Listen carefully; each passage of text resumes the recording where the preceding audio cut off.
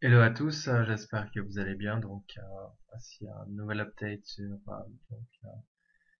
les marchés pour cette fin de semaine. Alors, on va regarder ce que fait le dollar.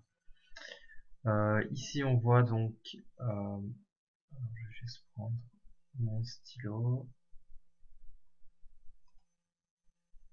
Voilà, là, comme indiqué dans la dernière vidéo, on voit que le dollar est remonté euh, près de la trendline ici, et ensuite il a baissé à nouveau.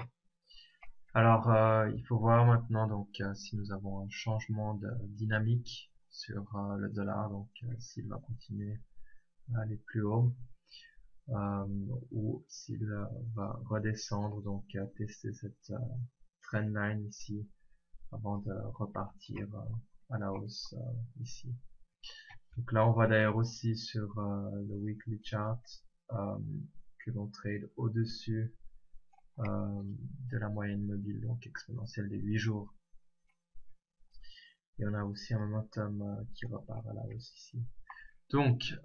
Pour revenir au dollar, donc si on a un dollar qui monte, vous avez l'euro dollar qui baisse. Donc on va maintenant ouvrir un chart euh, sur l'euro dollar.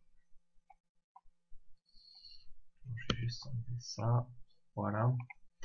Comme on peut le voir, ici, on a eu une cassure déjà de la trendline sur ce niveau ici. Et ensuite, on a eu un test près de la moyenne mobile des 200 jours. Et après, on est reparti à la hausse. À voir si nous avons un rebond sur cette trendline ici, autour des 1,3815 pour l'euro dollar. Voilà.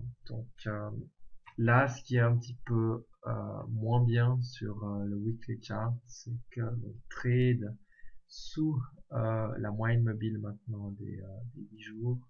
On a aussi une première barre rouge qui indique que l'euro dollar s'oriente plutôt à la baisse. J'ai aussi le momentum ici qui est en train de diminuer, qui s'oriente aussi à la baisse. Donc ça c'est aussi un point à surveiller. On va voir maintenant ce que fait la paire GBP USD aussi.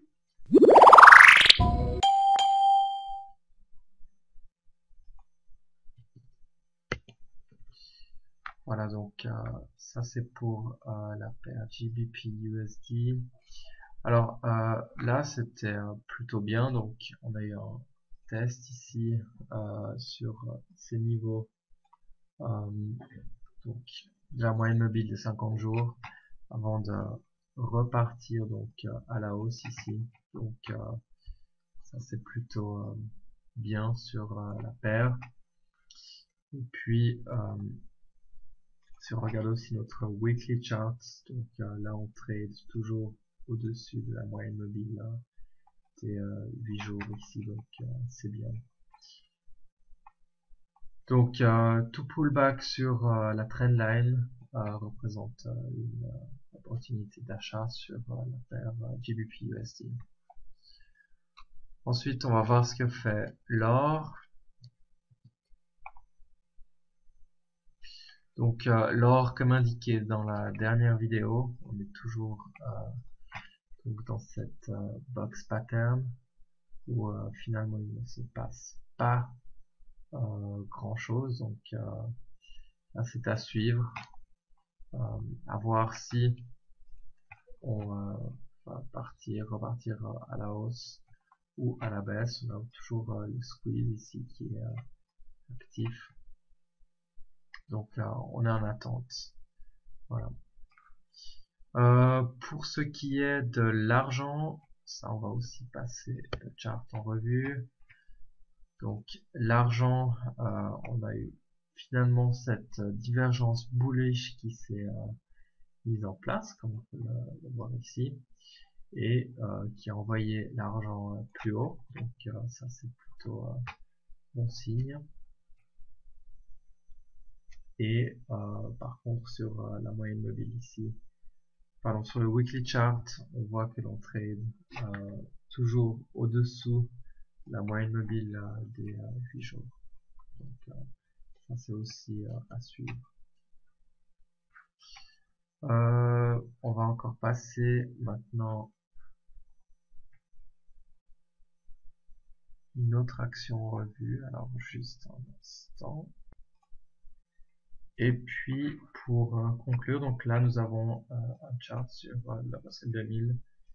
Donc ça c'est aussi un chart qui est un trend, comme on peut le voir clairement à la baisse ici. Donc tout pullback sur cette trendline ici que l'on voit. Donc tout pullback sur la trendline représente une opportunité pour shorter l'indice. Voilà, donc on peut continuer de shorter jusqu'à ce que cela ne fonctionne plus. Voilà, je vous souhaite un excellent week-end et merci pour votre attention. À bientôt.